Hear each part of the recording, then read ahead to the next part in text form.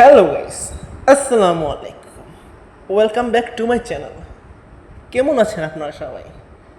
আশা করি আল্লাহর অশেষ রহমতে আপনারা সবাই খুব খুব ভালো আছেন। আমিও আল্লাহর রহমতে আলহামদুলিল্লাহ ভালো আছি। আপনাদের মাঝে আজকে চলে আসলাম আমার সেকেন্ড ভ্লগ নিয়ে, ভ্লগ নাম্বার 2। আমি নতুন নতুন ভ্লগ বানানোর চেষ্টা করছি, ছোট ছোট। আপনারা আমার সাপোর্ট দিলে আমি ভিডিও রানিং করব, ভিডিও করার চেষ্টা করব এবং সামনে ভিডিও আরও ইমপ্রুভ করার চেষ্টা করব। বাসায় বসে বোরিং লাগছিল, তাই ছোটো ভাইকে নিয়ে বেরিয়ে পড়লাম রাস্তা হাঁটার জন্য। হাঁটতে হাঁটতে চলে আসলাম হাতিরবাগান মাঠে, খুব কাছে। তাই ভাবলাম হাতিরবাগান মাঠে গিয়ে একটু ঘুরে আসি।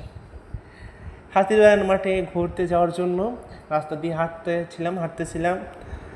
এক পর্যায়ে চলে আসলাম আমরা আমাদের সকলের পরিচিত রবীন্দ্র সরোবরের পাশে। এই রবীন্দ্র সরোবরের এদিক বিকেলবেলা অনেক মানুষ ঘুরতে আসে। রবীন্দ্র সরোবরের একটু দৃশ্য আপনাদের দেখিয়ে দিলাম। তারপর হাঁটতে হাঁটতে আমরা চলে আসলাম গার্লস স্কুলের একেবারে সাথে। গার্লস স্কুল, এটা হচ্ছে শিবচরের সরকারি গার্লস স্কুল, সরকারি পাইলট গার্লস স্কুল।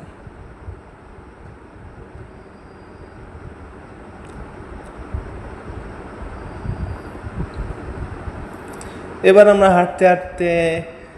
হাঁটতেছি, এবার চলে আসলাম আমরা মাঠের এদিক। হাঁটতে হাঁটতে এবার একটু মাঠে নামলাম।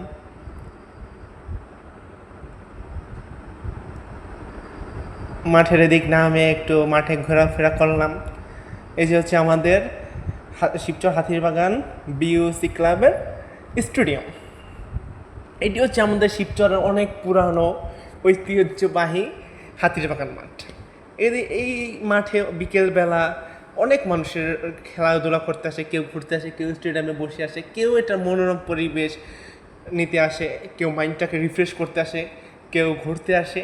আমরাও আজকে চলে আসলাম হাঁটতে ঘুরতে হাতিরবাগান মাঠের এদিকে। এবার আমরা দিক দিয়ে দেখতেছি, আপনাদের দেখাচ্ছি, দেখতে থাকুন আমাদের আর কি করি আমরা। সামনের দিকে অনেকগুলো দোকান বসে খাওয়ার, এবং পাশে এদিকে 3-4টার মতো রেস্টুরেন্ট আছে, দোকান আছে বিভিন্ন। এদিকে আপনারা ফুচকা, ফাস্টফুড, আরও অনেক কিছু সহ অনেক খাবার পাবেন, কফি সহ, এবং রেস্টুরেন্ট আছে বড় বড় 2-3টা। এবার আমরা কিছু খাওয়ার জন্য চলে আসলাম রন ক্যাফেতে। এদিকে এসে আমরা মালাই চা এবং হচ্ছে পোড়া রুটিটাকে টেস্ট করলাম।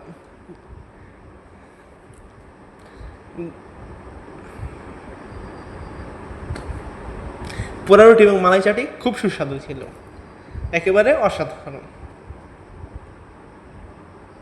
এবং বিল পে করে বাইরে আসতেই দেখি ছিটা বৃষ্টি পড়তেছে, গুড়ি হালকা হালকা বৃষ্টি পড়তেছে। তাই আমরা একটু মাঠে নেমে চলে গেলাম স্টেডিয়ামের উপরে, কারণ বৃষ্টির মাত্রাটা আস্তে আস্তে একটু বাড়তেছিল।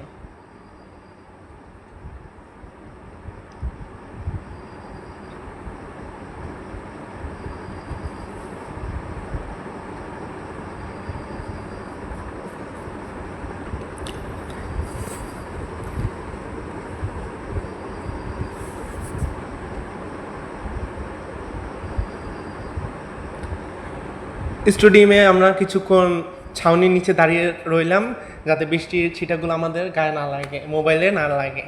আপনারা যদি আমাকে সাহায্য করেন, আমার পাশে থাকেন, একটু সাপোর্ট দেন, আমাকে সাবস্ক্রাইব করেন, লাইক দিয়ে সাপোর্ট দেন, তাহলে আমি আমার ভিডিওগুলো একটু ইমপ্রুভ করার চেষ্টা করব।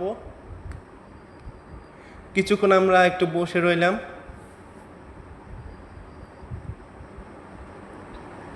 বসে বসে খেলা দেখছিলাম। হঠাৎ করে বৃষ্টির মাত্রাটা আর একটু বেড়ে গেল।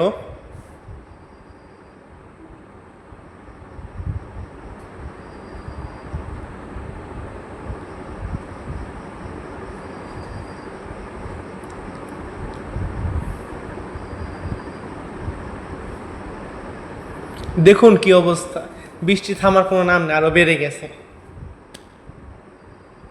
কি করব, দাঁড়িয়ে রয়েছি সেই কতক্ষণ ধরে, এবং আপনাদেরকে আমাদের সাথে যা যা ঘটলো তা দেখানোর চেষ্টা করতেছি।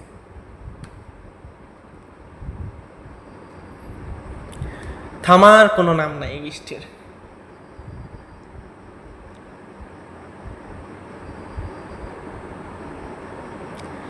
কি আর করবো, দাঁড়াই থাকতে প্রায় সন্ধ্যার কাছে কিছু হয়ে যাইতেছে, মেঘ আরও বাড়তেছে। তারপর কোনো কিছু না ভেবে ভাবলাম বাড়ির পথে হাঁটা দিই। তাই বাড়ির পথে আমরা হাঁটার জন্য রওনা হলাম, বৃষ্টিতে ভিজে ভিজে। এখনে বাড়ির পথে রওনা দেব, দেরি করবো না আর। তাই বাড়ির পথে হাঁটা দিয়ে চলে আসলাম। রাস্তাঘাটের অবস্থা দেখুন গাইস, কি অবস্থা হয়ে গেছে বৃষ্টির পানিতে।